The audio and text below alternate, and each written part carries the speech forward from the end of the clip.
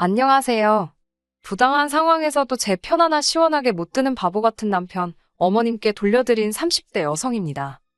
남편과는 같이 일하던 직장 동료의 소개로 만났습니다. 소개팅을 하게 된 계기는 제가 연애를 하고 싶어서 남자를 소개시켜 달라고 하고 그런 건 아니었어요. 때는 봄이었는데 친하게 지내던 직장 동료가 날씨도 좋은데 주말에 뭐 하냐고 물어보더라고요. 별다른 계획은 없었기에 사실 그대로 집에 있을 거라고 이야기를 했더니 벼랑간 뜬금없이 그럼 자기가 소개팅을 시켜주겠다는 거예요. 처음엔 당황스러워서 갑자기 무슨 소개팅이냐고 됐다고 안 한다고 했어요. 하지만 그 동료는 계속해서 날씨도 좋은데 왜 집에서 청승을 떠냐며 오지랖을 부리더라고요. 괜찮은 사람이라고 나가서 밥이라도 먹고 차라도 한 잔 마시고 오라며 자꾸 부추기는 게 아니겠어요? 그렇게 가벼운 마음으로 나갔던 자리였네요. 그렇게 소개받은 남편은 저보다 3살이 많았고 서글서글한 성격이었습니다. 당시 저는 은행에 다니고 있었고 남편은 대기업을 다니고 있었어요. 남편이 오는데 멀지 않았냐고 묻길래 책 읽으면서 와서 괜찮다고 읽던 책을 보여줬는데 남편이 자기가 가장 좋아하는 작가라고 하더라고요. 그렇게 대화에 물꼬가 트였습니다. 이후로는 신기할 만큼 다양한 주제로 이야기를 나누게 되었는데 어찌나 말이 잘 통하던지 시간 가는 줄도 모르고 즐거운 하루를 보냈지요. 헤어질 때 남편이 또 만났으면 좋겠다고 자주 볼 수 있으면 좋겠다는 말로 애프터 신청을 해왔고 저도 거절하지 않았습니다. 이후로 몇 번의 만남을 더 갖고 저희는 사귀게 되었는데 소개팅을 주선했던 동료도 저희가 이렇게 빨리 진도를 나갈 줄은 몰랐다며 자기 일처럼 좋아하더라고요. 그렇게 저희는 1년 좀 넘는 시간을 만났고 결혼까지 하게 되었네요. 공무원이셨던 아버지와 교육자셨던 어머니 밑에서 저는 매우 엄하게 훈육을 받으며 자랐습니다. 두 분 다 항상 강조하셨던 건 첫째도 예절, 둘째도 예절이었지요. 그렇다고 해서 제 길을 죽이거나 아무런 말도 못하게 하신 건 아닙니다. 동시에 제가 억울하다고 느낄 때는 제 의견을 말할 수 있도록 항상 기회를 주셨어요. 지금에서야 돌이켜 생각해보면 혼나도 싸고 억울할 것도 없는 일이 수두룩했는데 어렸을 땐 잘 모르잖아요. 그럴 때마다 분하고 속상한 마음에 부모님께 항상 따지고 들었는데 그런 걸 무조건 안 된다고 하거나 혼내시기보다는 제 이야기를 들어주시고 잘못된 부분에 대해서는 조근조근 설명해 주시는 식이셨어요. 하지만 저희 시부모님 특히 어머님께서는 저희 부모님과는 정반대셨습니다. 일단 당신이 하고 싶은 말씀만 하셨고 남의 말은 절대로 귀담아 듣질 않으셨어요. 그러니 본인은 얼마나 편하고 좋으시겠어요? 그래놓고 당신같이 뒤끝없는 사람이 어디 있냐입니다. 어휴, 사실 어머님의 이런 성격은 처음에 시댁에 인사를 드리러 갔을 때 알아봤어야 하는데 결혼을 앞두고 인사를 드리러 간 자리인 만큼 그날의 주인공은 저와 남편이라고 생각했어요. 저와 남편이 없으면 애시당초 그런 자리가 생길 이유가 없으니까요. 하지만 어머님께서는 자리에 있지도 않은 아주버님 이야기로 열을 올리셨습니다. 아주버님은 저희 남편보다 5살이 많고 현재는 무슨 장난감을 만드는 공방을 운영하고 있습니다. 남편과 아주버님이 그렇게 살가운 사이는 아니라서 사귀는 동안 만나본 적은 없어요. 그렇다 보니 아주버님이 어떤 분인지 그때만 해도 알 길이 없었는데 하도 어머님께서 아주버님 자랑을 늘어놓으시니 없던 악감정도 생길 판이었달까요? 식사 시간대부터 후식을 먹는 동안에도 어머님께서는 아주버님이 어렸을 때 수제 소리를 들을 만큼 공부를 잘했다, 손재주가 얼마나 좋은지, 손으로 하는 건 다 잘한다, 인물이 좋아서 동네 여자들이 다 좋아했다는 둥. 처음에는 적당히 호응도 하고 대답도 해드렸어요. 그러니까 어머님께서 더 신이 나셨는지 어디서 앨범을 꺼내오시더라고요. 그러더니 아주버님 백일사진, 돌사진까지 저한테 보여주시기 시작하셨습니다. 황당했지요. 남편 사진도 아니고 아주버님 사진을 제가 못하러 보나 싶었으니까요. 저는 어머님께 남편은 어렸을 때 어땠는지, 남편 사진은 없는지 어떻게든 대화의 주제를 돌려보려고 했지만 어머님께선 건성으로 응응대답만 하시고는 금세 다시 아주버님 이야기로 돌아가셨습니다. 환장하겠더라고요. 제가 남편에게 이게 무슨 상황이냐고 눈치를 주니 어머님께서 원래 장남장남 하시는 게 있다며 그냥 흘려들으라 하더라고요. 어머님의 아주버님에 대한 사랑은 저희가 결혼식을 올리고 나서도 계속 되었습니다.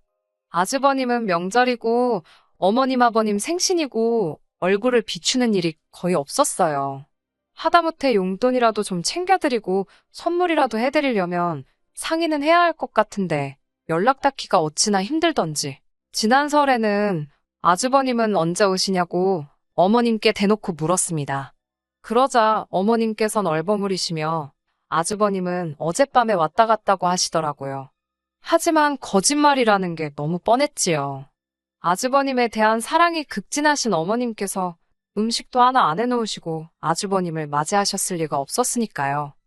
그리고는 어머님께선 저에게 아주버님이 아직 장가도 안 가고 있는데 저더러 신경도 안 쓰이냐고 그러시더라고요. 아니, 신경이 쓰여도 남편이 쓰여야지. 제가 왜 신경이 쓰이겠어요. 황당했지만 어떻게 신경을 써드리면 되겠냐고 웃으며 여쭈니 제 친구들 중에 괜찮은 여자 없냐고 좀 소개도 시켜주고 그러랍니다. 저는 다시 웃으며 저도 지방에서 올라와서 서울에는 아는 여자가 많이 없다고 둘러댔어요. 그리고 당시 아주버님 나이가 39이었어요. 저랑은 8살 차이였고요. 아주버님은 마흔을 눈앞에 두고 계신데 제 주변에 설령 소개시켜줄 만한 사람들이 있다고 해도 나이차가 워낙에 많이 나다 보니 제 주변 사람들을 소개시켜주기가 조금 그렇더라고요. 아예 일면식도 없는 사람이라면 모를까. 솔직히 아는 사람들한테 소개시켜주면 무슨 욕을 먹을지 뻔히 보여서 내키지도 않았습니다.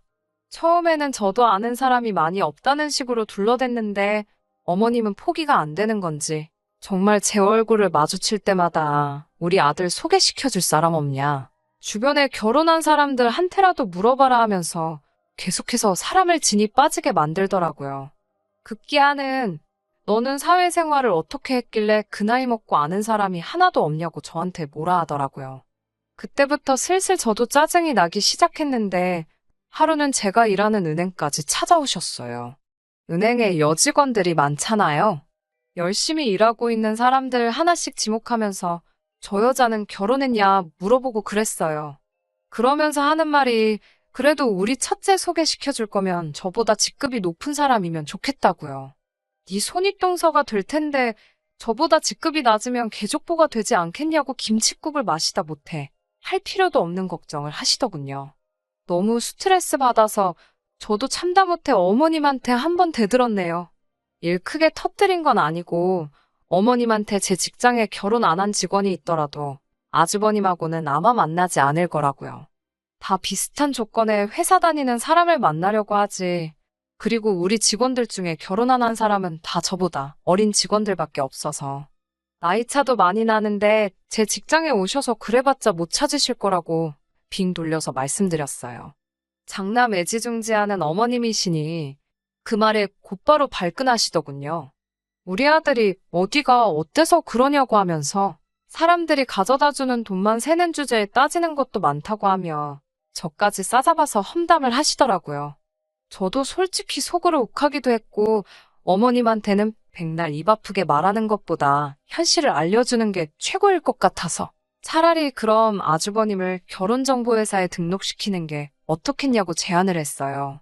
어머님은 곧바로 거부감을 보이면서 거기는 다 결혼 못하는 사람들이나 등록하는 거 아니냐고 하시길래 요즘은 결혼정보회사가 그렇지가 않다고 돈 좀 있는 집이나 사자 들어가는 전문직 하는 사람들은 애초에 처음부터 조건 맞춰서 결혼하려고 결혼정보회사 통해서 배우자감을 많이들 소개를 받는다고 알려드렸죠.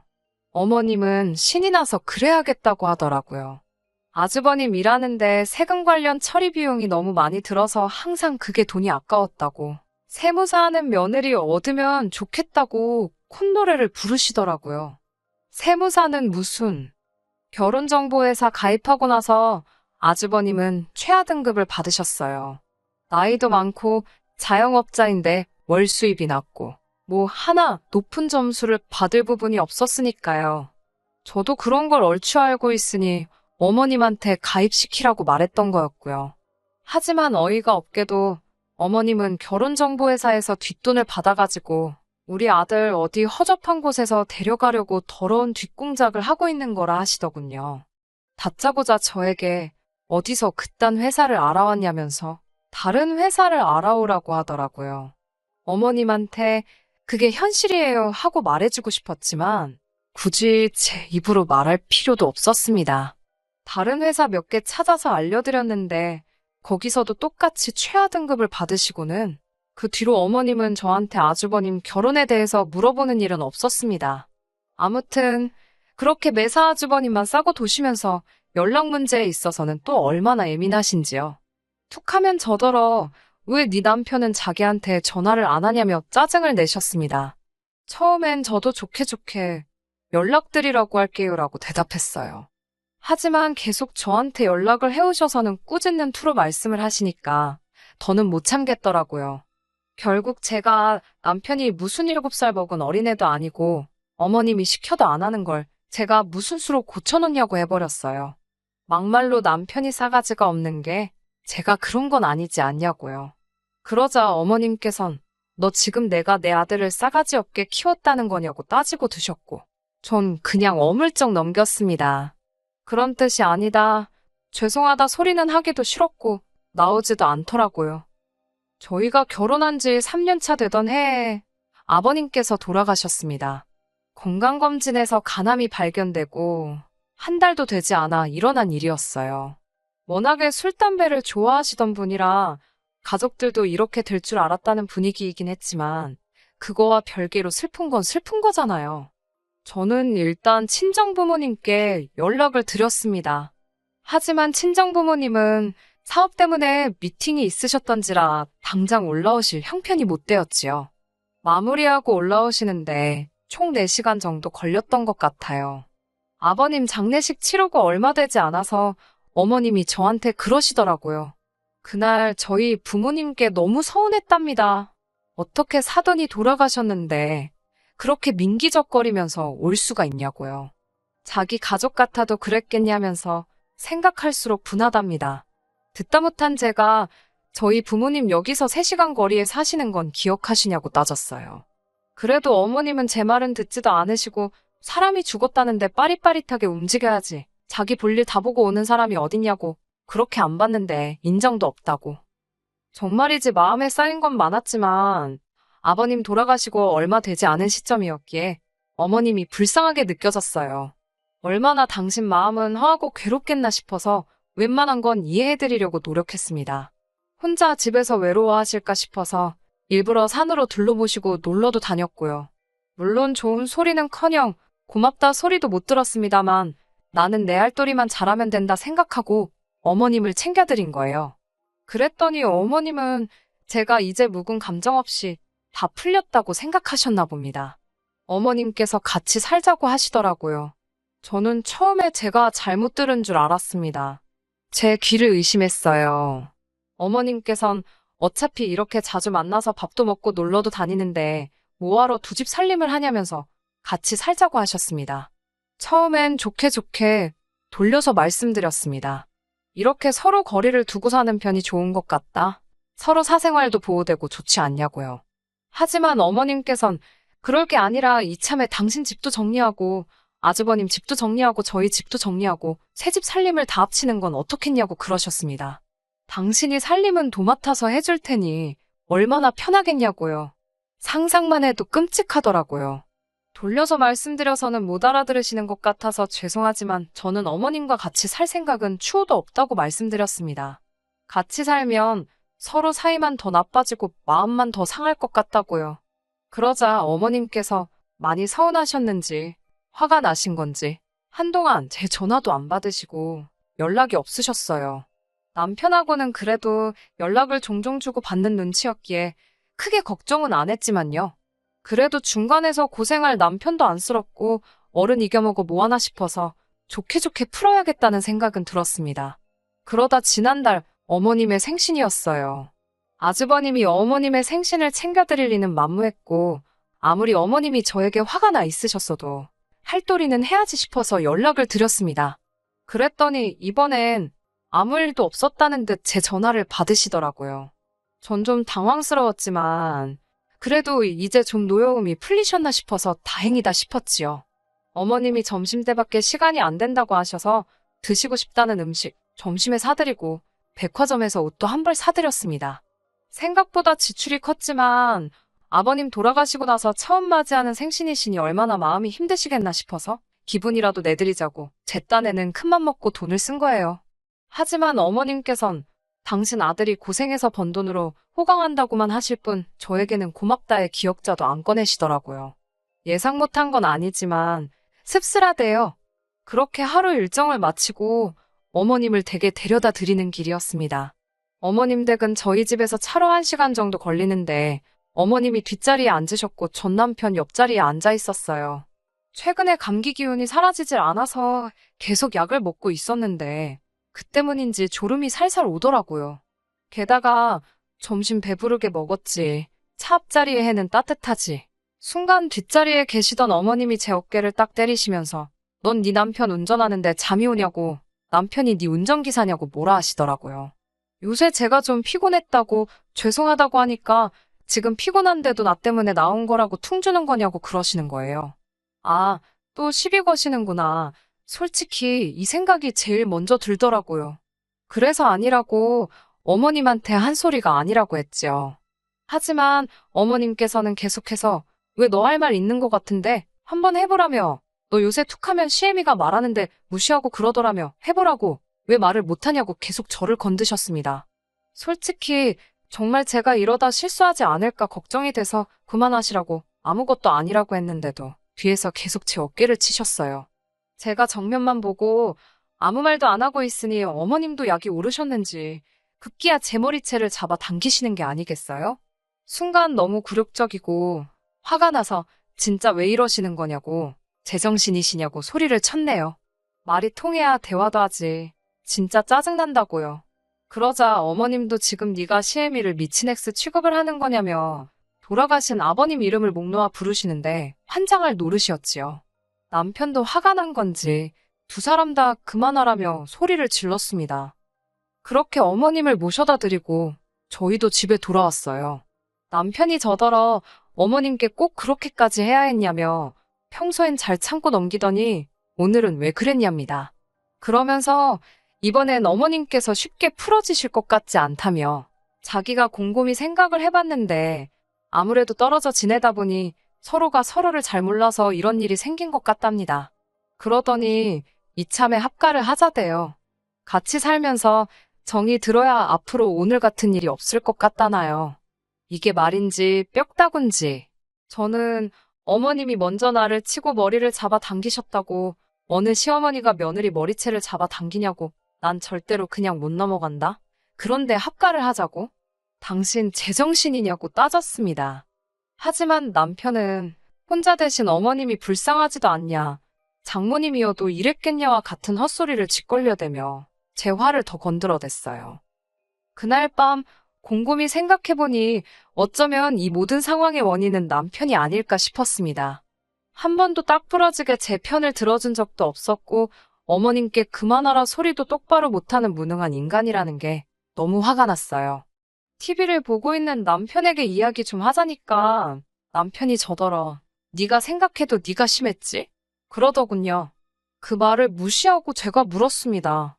앞으로도 어머님이 나한테 선 넘는 행동을 하셔도 오빠는 가만히 보고만 있을 거냐고요. 그러자 자기가 제 편을 들면 어머니가 너무 불쌍하지 않냐입니다. 아버님도 돌아가셨고 아주버님은 저도 알다시피 살갑지 못하지 않냐면서 저한테 딸 노릇하라는 것도 아닌데 웬만한 건 참고 넘어가 드리라네요. 그 이야기를 들으니 뭔가 희망이 없다 싶었고 전 안 되겠다고 대답했습니다. 그러자 남편이 그게 무슨 뜻이냐고 묻길래 이 결혼 생활 더는 못하겠다고요. 어머님이 나를 부당하게 대해도 당신만 내 편이면 괜찮았을 거라고. 근데 아예 지금 내 편은 절대 못 든다 하니 내가 무슨 좋은 일이 있으라고 당신 옆에 붙어 있겠냐 했네요. 어머님께도 내가 꼭 어머님 때문에 이혼하기로 했다고 전해달라고요. 그 소식을 들은 어머님께서 연락을 해오셨는데 당신이야말로 저한테 악감정이 하나도 없는데 제가 매번 냉랭하게 나오니 제 눈치를 보느라 힘이 드셨답니다. 그러면서 이참에 너랑 나랑 지난날 있던 일은 모두 털어버리고 새롭게 시작하자대요. 저는 됐다고 아들 둘 옆구리에 하나씩 끼시고 만수무강하시라 했습니다. 어찌나 속이 시원하던지. 협의 이혼 숙려 기간도 이제 곧 끝나고 전 법적으로 완전히 자유의 몸이 됩니다. 남편한테는 사실 화가 나는 것보다 서운한 마음이 더 크네요. 이제 와서 그런 생각이 들긴 하지만 아마 남편은 속으로 아주버님을 질투하고 있었는지도 모르겠어요. 아주버님보다 더 큰 효도를 하면 어머님에게 인정받는 자식이 될 수 있었을 거라 생각했었던 것 같습니다. 그게 잘못되거나 틀렸다 탓을 하고 싶지는 않은데 남편의 효도에는 항상 저희 희생이 포함되었던 게 문제였어요. 아무리 미래를 약속한 사이라고 해도 자식된 놀이는 자기 선에서 끝냈어야지. 이혼 사유는 어머님의 갑질이 이유가 되었지만 가장 큰 이혼 사유는 남편에게 있다고 생각합니다. 중간 역할을 잘해줬다면 이런 일도 없었겠지요. 이혼 후에 자기 인생이 이렇게 된 걸 어머님 탓을 하기보다 스스로가 반성하고 잘못을 뉘우치면 좋겠네요. 끝까지 들어주셔서 감사합니다. 오늘의 사연은 여기까지입니다. 구독과 좋아요, 알람 설정 부탁드리고 더 좋은 사연으로 다시 찾아뵙겠습니다. 감사합니다.